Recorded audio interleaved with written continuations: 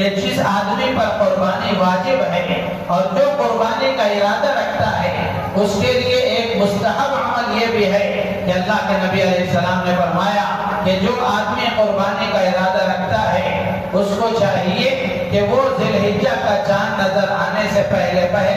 اپنے آپ کو پاک و صاف کر لے۔ ذی الحجہ کا چاند نظر آنے پر بال نہ کاٹے، ناخن نہ کاٹے، اس سے اپنے آپ کو دور رکھے۔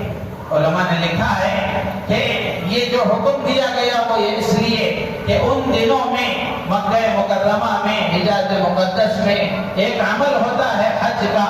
اور حاجیوں کے لیے یہ تاکید ہے، ان کے لیے حکم یہ ہے کہ جب وہ احرام کی حالت میں ہوں اپنے بال نہیں کاٹ سکتے، ناخن نہیں کاٹ سکتے، تو اللہ تبارک و تعالیٰ نے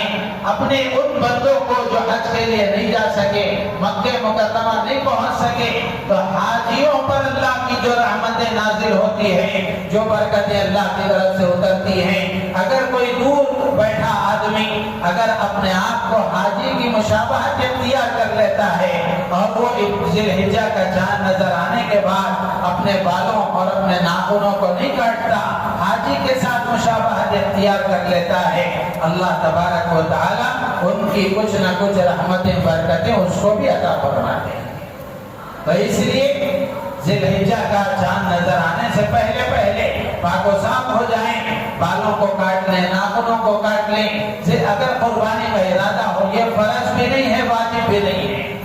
مستحب عمل ہے۔